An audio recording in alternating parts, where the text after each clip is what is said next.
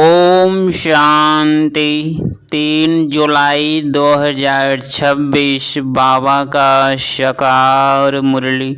मीठे बच्चे, तुम इस ड्रामा के आदि मध्य अंत को जानते हो। तुम्हें बाप द्वारा ज्ञान का तीसरा नेत्र मिला है, इसीलिए तुम हो आस्तिक। प्रश्न: बाप का कौन सा टाइटल धर्म स्थापकों को नहीं दे सकते? उत्तर: बाबा है सतगुरु। किसी भी धर्म स्थापक को गुरु नहीं कह सकते, क्योंकि गुरु वह जो दुख से छुड़ाए, सुख में ले जाए। धर्म स्थापना करने वाले के पीछे तो उनके धर्म की आत्माएं ऊपर से नीचे आती है, वह किसी को ले नहीं जाते। बाप जब आते हैं तो सभी आत्माओं को घर ले जाते हैं, इसीलिए वह सभी के सद्गुरु हैं। गीत: इस पाप की दुनिया से ओम शांति। मीठे मीठे रूहानी बच्चों ने गीत की लाइन सुनी। यह है पाप की दुनिया। बच्चे जानते भी हैं यह पाप आत्माओं की दुनिया है। कितना बुरा अक्षर है, परंतु मनुष्य यह समझ नहीं सकते कि सचमुच यह पाप आत्माओं की दुनिया है। जरूर कोई पुण्य आत्माओं की दुनिया भी थी, उसको कहा जाता है स्वर्ग। पाप आत्माओं की दुनिया को कहा जाता है नरक। भारत में ही स्वर्ग और नरक की चर्चा बहुत है। मनुष्य मरते हैं तो कहते हैं स्वर्गवासी हुआ, तो इससे सिद्ध होता है नरकवासी थे। पतित दुनिया से पावन दुनिया में गया, परंतु मनुष्यों को कुछ भी पता नहीं है। जो आता है सो बोल देते हैं, यथार्थ अर्थ कुछ भी नहीं समझते। बाप आकर तुम बच्चों को तसल्ली देते हैं कि अब थोड़ा धीरज धरो। तुम पापों के बोझ से बहुत भारी हो गए हो। अब तुमको पुण्य आत्मा बनाए ऐसी दुनिया में ले जाते हैं जिसको स्वर्ग कहा जाता है। वहाँ न कोई पाप होगा न कोई दुख होगा। बच्चों को धीरज मिला हुआ है।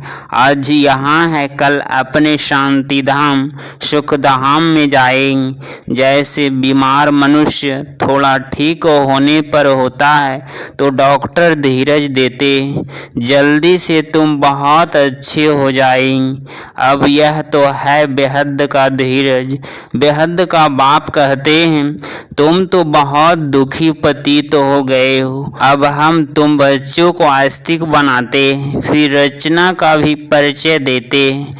ऋषि आदि तो कहते आए हैं कि हम रचयिता और रचना को नहीं जानते हैं। अब उसको कौन जानते हैं? कब और किस द्वारा जान सकते हैं? यह किसको पता नहीं है। ड्रामा के आदि मध्य अंत को कोई जानते ही नहीं।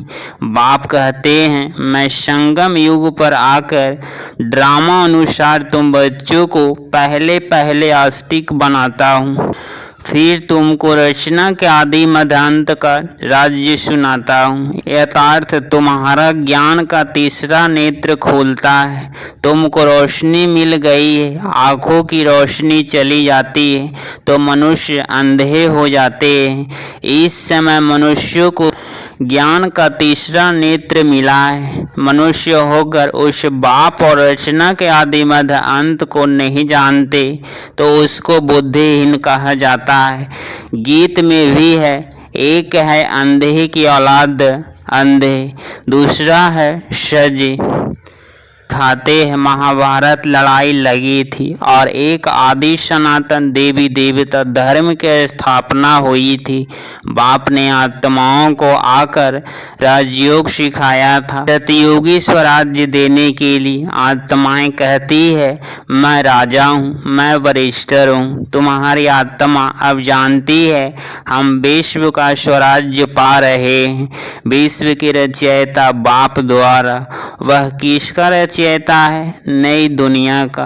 बाप नई सृष्टि रचते हैं, क्रिएटर भी है तो उसमें सारा ज्ञान भी है।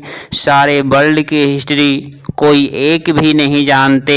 इसको ज्ञान का तीसरा नेत्र नहीं है, सिवाय बाप के कोई तीसरा नेत्र दे नहीं सकता।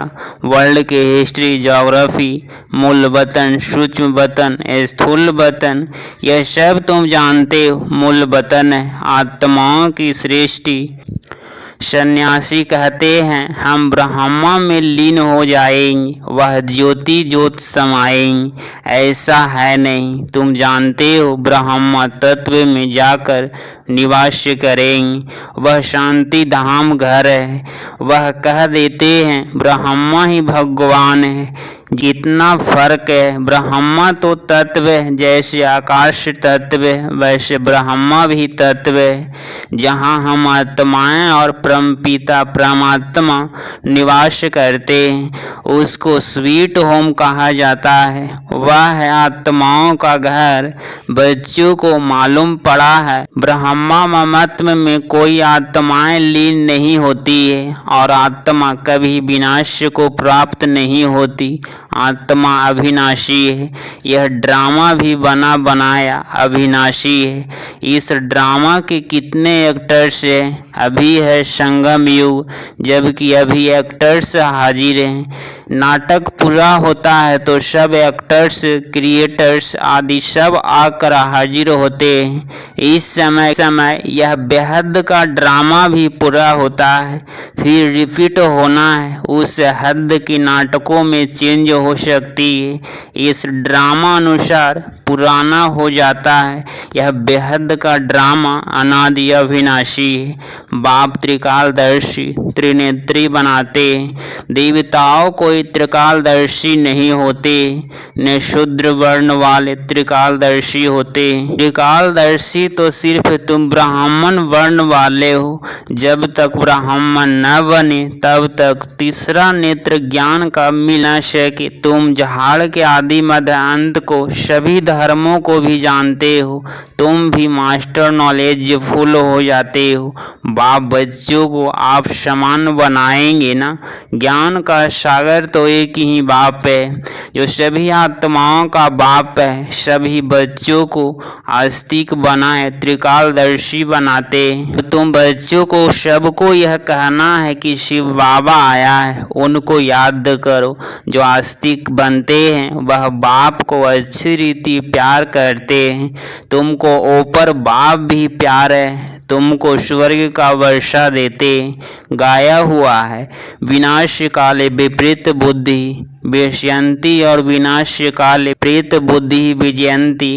गीता में भी कोई अक्षर सच्चे हैं। श्रीमद् भगवत गीता है सर्वोत्तम शास्त्र, आदि सनातन देवी देवता धर्म का शास्त्र। यह भी समझाया है मुख्य शास्त्र है ही। चार और जो धर्म वाले हैं वह आते ही हैं सिर्फ अपने धर्म की स्थापना करने, रजाई आदि की बात नहीं। उनको गुरु भी नहीं कह सकते। गुरु का तो काम ही है वापस ले जाना। इब्राहिम, बुद्ध, क्राइस्ट आदि तो आते हैं, फिर उनके पिछाड़ी उनकी वंशावली भी आती है। गुरु वह जो दुख से छुड़ाए और सुख में ले जाए। वह तो सिर्फ धर्म स्थापन करने आते हैं। यहाँ तो बहुतों को गुरु कह देते हैं। ब्रह्मा विष्णु शंकर को भी गुरु नहीं कह सकते। एक शिव बाबा ही सर्व का सतगति दाता है। पुकारते भी एक राम को है। शिव बाबा को भी राम कहते हैं। बहुत भाषाएं, जो नाम भी बहुत रख दिए हैं।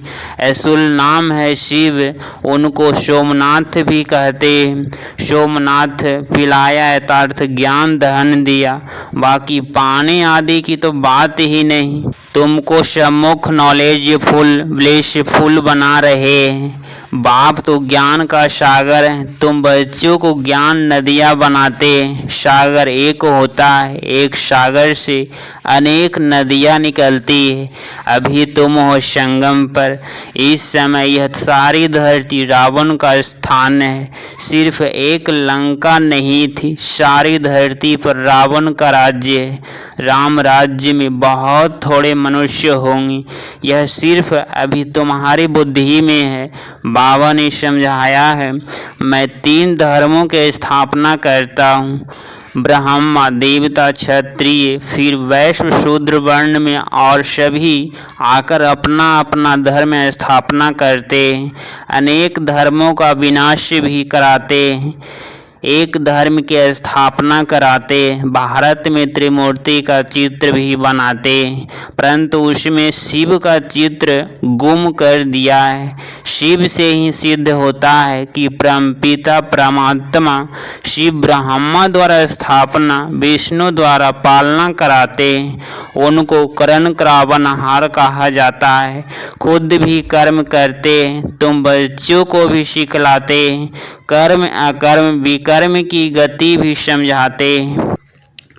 रावण राज्य में तुम जो कर्म करते हो वह विकर्म बन जाता है, सतयुग में जो कर्म करते हो वह अकर्म हो जाता है। यहाँ विकर्म ही होता है क्योंकि रावण का राज्य है। सतयुग में 5 विकार होते नहीं। एक एक बात समझने की और सेकंड में समझाई जाती है। ओम का अर्थ वो लोग तो बहुत विस्तार से समझाते हैं। बाप कहते हैं ओम माना अहम आत्मा, और यह मेरा शरीर कितना सहज है और तुम समझते हो हम सुखधाम में जा रहे हैं। श्री कृष्ण के मंदिर को सुखधाम कहते हैं, है ही कृष्णपुरी। माताएं कृष्णपुरी में जाने के लिए बहुत मेहनत करती हैं। तुम अभी भक्ति नहीं करते हो, तुमको ज्ञान मिला है और कोई मनुष्य मात्र में यह ज्ञान नहीं है।